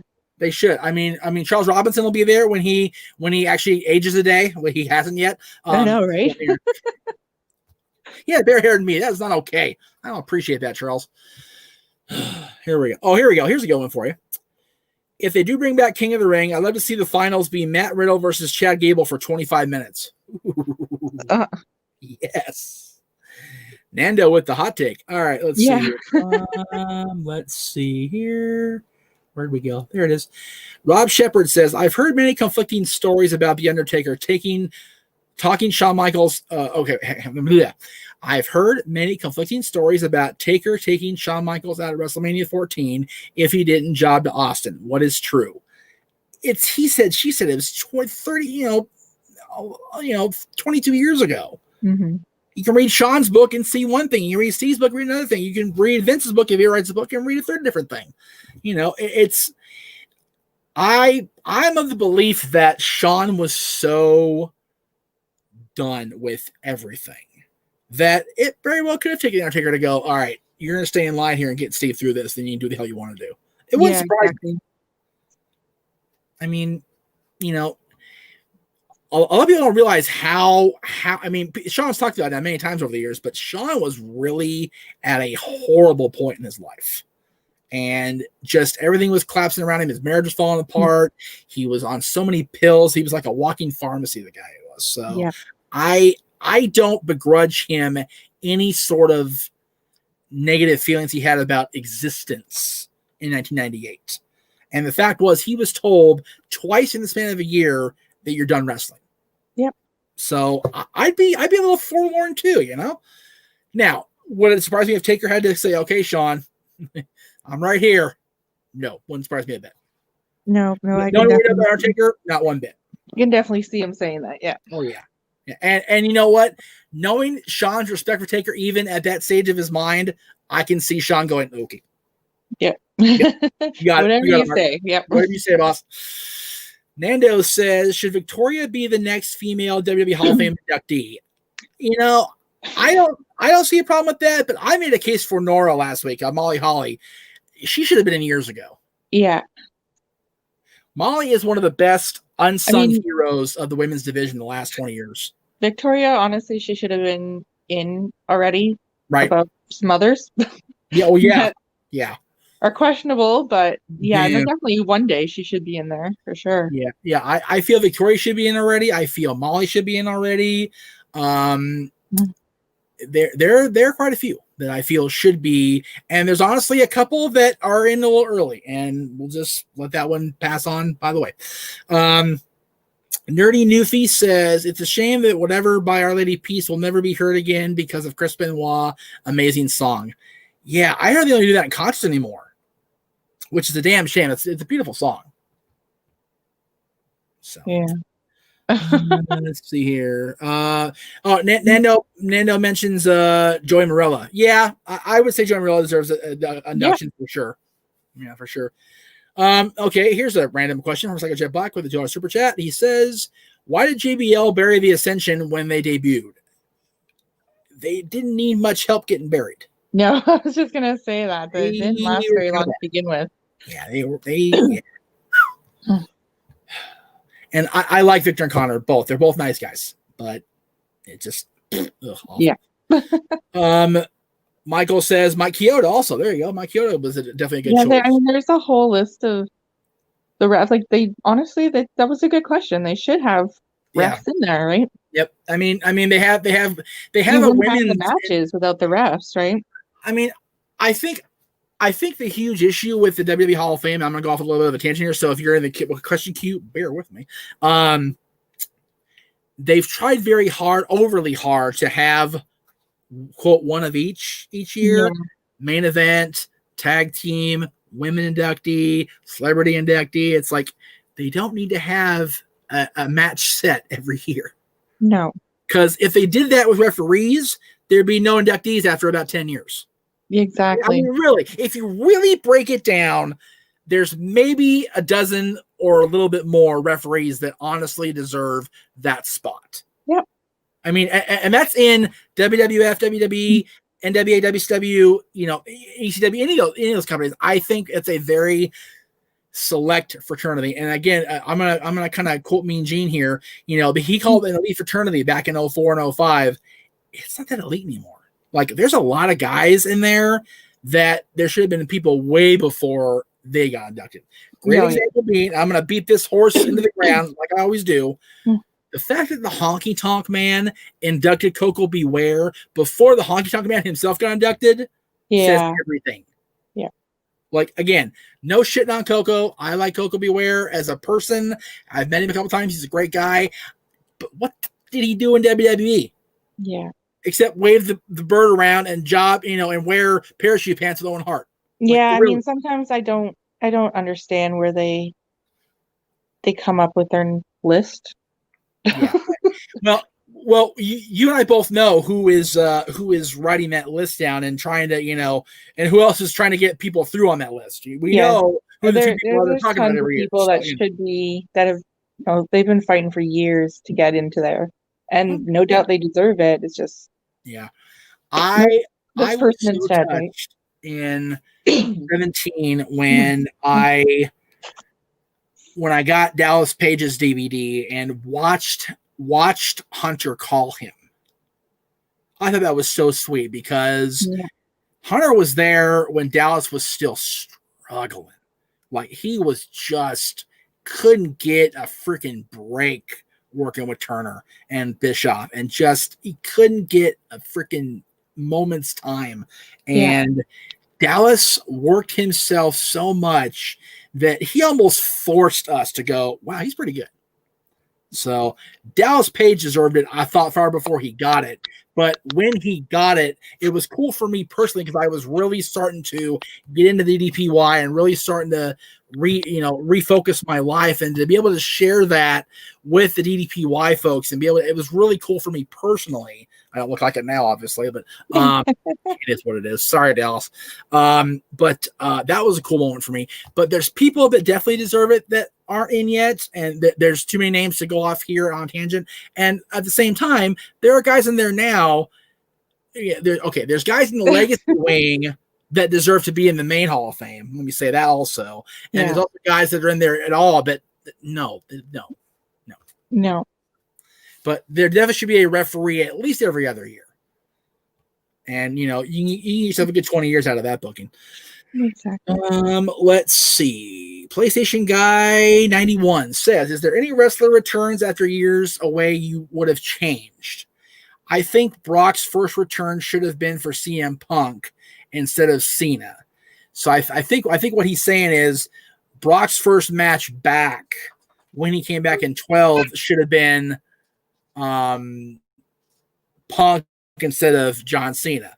I will say that's absolutely 100% incorrect, because at the time that Brock came back, CM Punk was rolling as champion, and Brock was not going to be the champion that quickly. I don't care if it is Brock Lesnar or not. Number one. Number two, if, again, this is going to get me crap, I'm sure, later. If John Cena does not beat Brock Lesnar there, then he gets further and further into his own personal abyss than he already was going, because he was convinced in storyline he was going to beat Dwayne, and he didn't do it. So for him to lose to Dwayne at Mania, get punked the next few weeks by Brock, and then lose at the pay-per-view, it would have killed him. It would have totally killed John off. Now, granted, 2.5 years later, Brock killed John anyway. Yeah. That was a whole other night. So I don't feel I feel the best opponent for Brock Lesnar was John Cena, because it showed that Brock could be dominant immediately upon coming back, but he could still somebody get a quick one on him and surprise him. So much so that Brock got half cocked and pissed off and quote unquote walked out for a while, and then came back and faced Hunter at SummerSlam. So that match, that program with John set the tone for Brock's new career. So I feel it was the perfect choice to have Brock face John straight out of the gate. Am I wrong there, Lise? No. The way you explained it, it makes perfect sense. Cool. And again, for those of you that are thinking I'm going to ever watch that match with Brock Lesnar and John Cena at SummerSlam 2014, that'll be a private viewing amongst a few close friends that can hold me tight in hugs. Yeah, I'm good. Awful. All right. Brandon Dvorak says, been watching old school WWF. I dig the old red, white, and blue ropes and big blue cage. Do you think it'll be cool for an old school Raw or Shamrock on old school Raw? Okay, there's lots to unpack there. I've had more than one person nowadays tell me that the big blue cage is just evil. It hurts. It just wrecks your body more so than the mesh cage. It's murder on your joints. It's murder on your muscles and your bones. So I don't see him bringing it back. No, not now. As far as Shamrock, as far as I know, Shamrock's going in the TNA Impact Hall of Fame this year. So I don't saw that. back to WWE for a random old school appearance. Like, he's got a pretty solid thing there with Impact.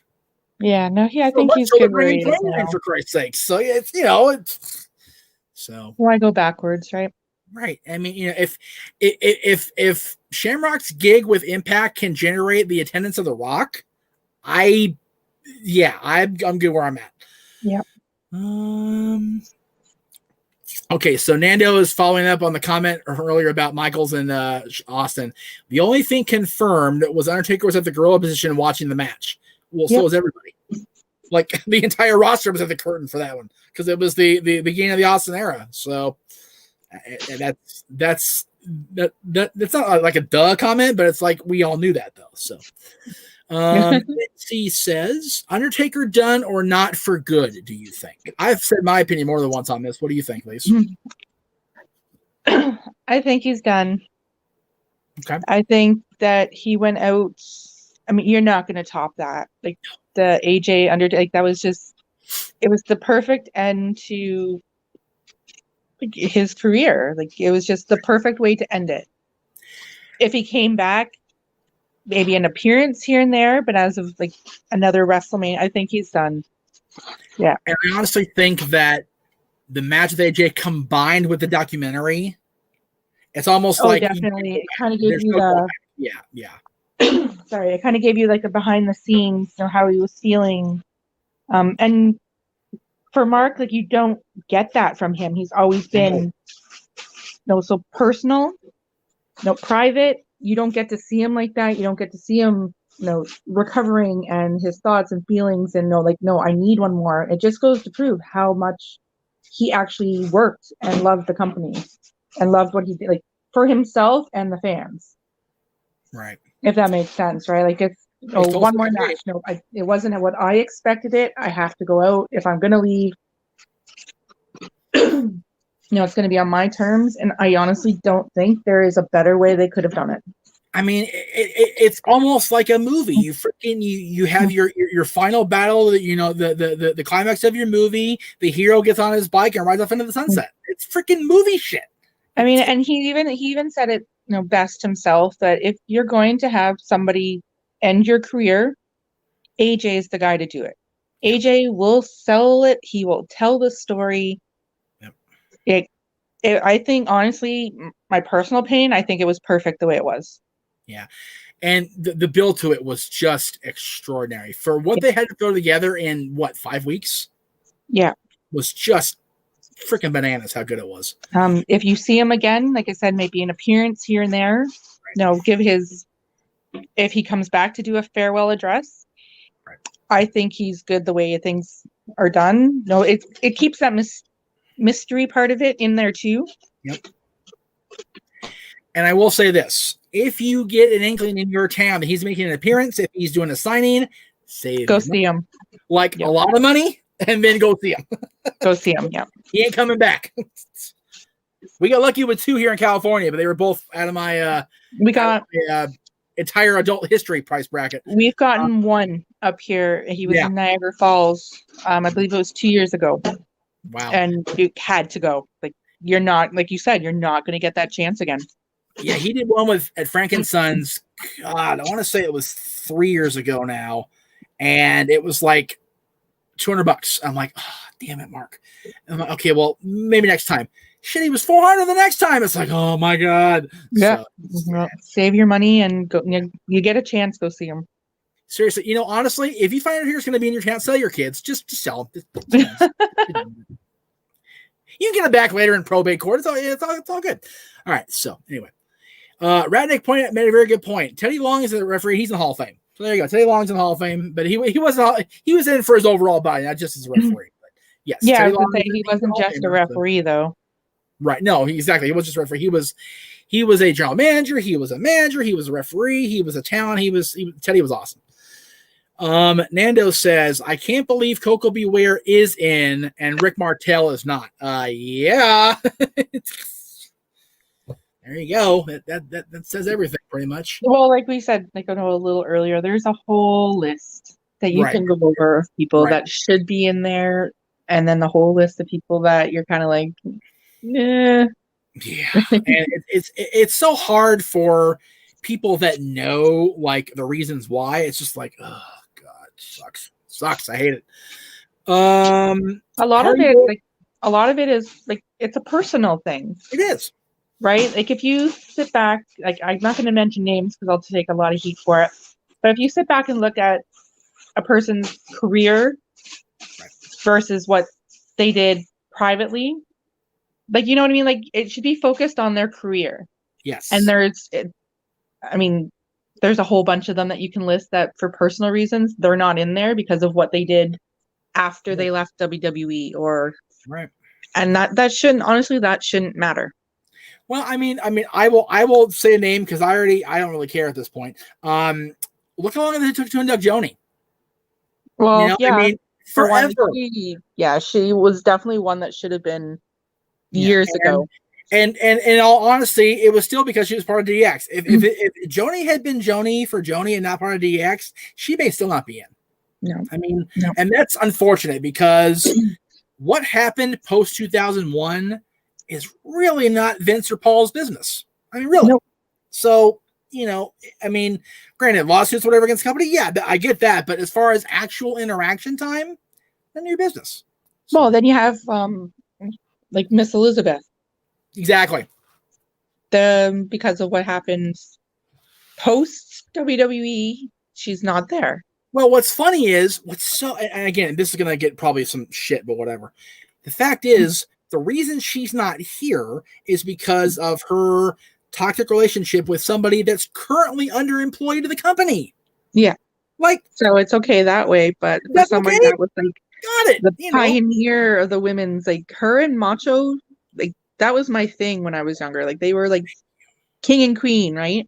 Yep. They should have went in together at the same time. Yep. Honestly, I'm gonna spoil an episode of Dads for Valentine's Day. They are my number one couple of all time wrestling, storyline or real life. They are the greatest couple in wrestling history. Period. Yeah. No doubt. And they should have gone in at least together, and if not together, then it should have been pretty close to each other. Yeah. And that's bullshit. So they're not necessarily even together, right? Like at least like even the same night separately, man, woman. Well, like it should have been like it's the same night at least. Right. Yeah. Right. All right. That still bugs me. When they announced she was going, Randy was going in, I'm like, oh, maybe we'll get Liz. I'm like, and then the booking of that whole night was weird because Randy wasn't even the main event. No, like, I know. Paul conducted Randy halfway through the show, which was weird. So, and it's not like they're running out of people. Like, well, okay, that's a whole other thing because are they running? But the thing is, a lot of the people they have are main eventers, right? So where do you put them? Right. Exactly. Yeah. Hardy Boy 95 says, "Do you like Raven and the Flock?" I liked it early on. I kind of felt that I think they went to okay. Let's see. I like Raven's Nest in ECW. How about that? The Flock. I think the Flock was so many. There are a great few talents in there, and the rest of them were just complete scabs. Like it was terrible. Yeah. So I think Raven's Nest was a good crop of people, and there was so much offshoot from the Raven's Nest versus Dreamer storyline that worked well in ECW. WCW, Scotty's made no bones fact that he was not happy with WCW. He's made that very clear over the years. Yeah. The Flock was part of it. I mean, they had Saturn, who was a great worker. They had Kidman, who was a great worker. And the rest of them were maybe decent workers, but their character development was absolute dog shit. Yeah, exactly. Once they broke the Flock up, those guys floundered. Poor Scott Riggs went from being an American male to a one-eyed loser, and then all of a sudden he gets his eye back and he's Mr. Wonderful 2.0. It's like, the fuck, Scotty? It's weird. So anyway, let's see. Our buddy, the guy was on before you, Cleaver Colin Andrews, says Brock's return against John was my favorite Brock Lesnar moment. Oh, that's your opinion, Colin. And then he says Big Blue Cage was the best. Man, try working it. I've built a Big Blue Cage. They are murder.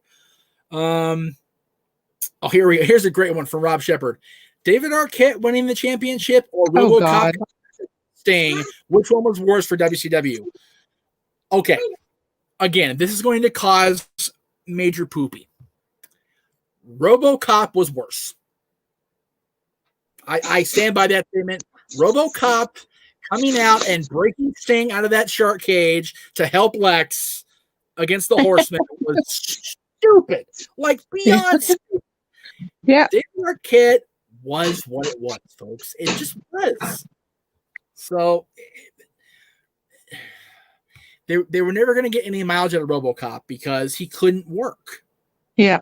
You can't work in that suit. I'm sure they tried, but he can only move as fast. He was literally moving at a normal pace for what he was able to do. Like David Arquette, and looking back now, David Arquette 20 years later, if they would have let him have the time and the energy and the input and get his shit together, he could have been a much better character in that time. Yeah. But good old Mr. Russo was hotshotting everything. So it blew up in their face. So I forgot. I literally forgot all about RoboCop till you just said it. Now I'm mad. Okay. Okay. We talked about the main event from last night, so we'll get there. Here's a good question for you. Psycho Jet Black says, who is Kane's best tag team partner of these three? Rob Van Dam, X-Pac, or Daniel Bryan?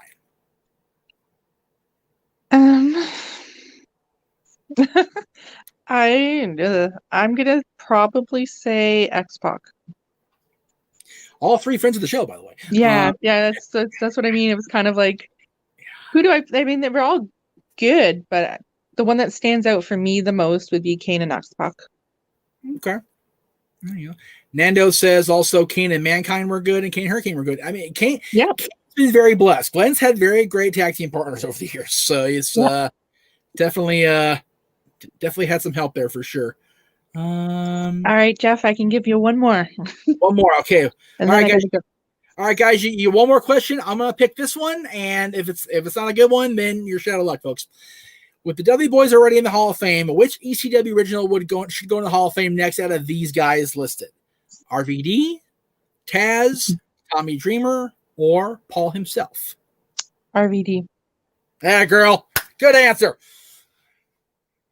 Surprised he's not there already. Like, there's no reason he shouldn't be there either. He also just left Impact, I think, today. So maybe next year. Because from what this is all conversations he and I have had, he's not going to get cleared by WWE to wrestle. No. His vision's screwed up. It's not going to happen. So if he's going to work somewhere else, then maybe. But if he's going to want to, settle into doing his own thing, then they may give him a call. So hopefully Rob finds a place in his life that he wants to be at, because God knows he's a nice guy and fucking deserves it. Right. I love Rob to pieces. Lisa, my dear, I appreciate you being on as always. Again, if you want to be in the sports tomorrow, you're more than welcome to come on in and have a drink with us at 6. So we'll be talking NFL, Major League Baseball. If the Stanley Cup final ends tonight, we'll be talking about that too. So we'll see. We'll see if Tampa can take Corey Perry out once and for all. All right, it was fun. Thank you, Lisa. Appreciate it. We'll talk to you soon. All right, we'll talk to you later. Bye. And there's Lisa. Psycho Jet Black says RoboCop and WCW RoboCop 3. Oh God. Option C. Bullet to the head. Yikes. They're both bad. Just terrible. Cleaver says I'm gonna grab some dinner before Raw. Take it easy, everyone. Jeff, got the great work. Thank you, Cleaver, for being on earlier, and thank you, Lisa. Thank you, Big G. Everybody for being on today. I greatly appreciate everybody being on today. Again, tomorrow at 6 Eastern, 3 Pacific, right here on the Jeff Meacham Network side of things, you will see Stat Boys Sports Bar.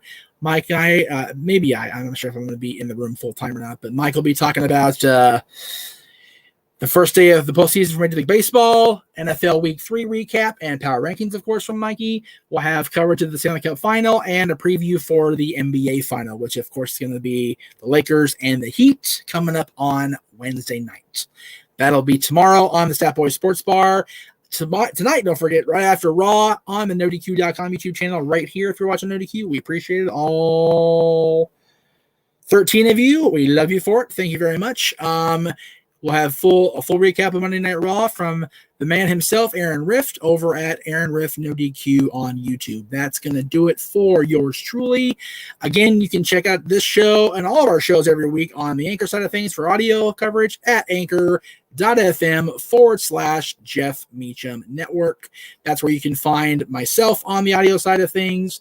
And of course, you can find us right here each and every Monday at 6 Eastern, 3 Pacific on NoDQ.com, on the Greg Cherry brand, and on my network, Jeff Meacham Network, for Talk Wrestling. That's every Monday at 6 Eastern. Thank you guys for watching. Much appreciated. We will see you in the chat room for Aaron Riff's post-Raw recap tonight at 8 o'clock-ish, or 11 o'clock, I should say, Eastern, right around there, 8 o'clock Pacific. See you guys tonight.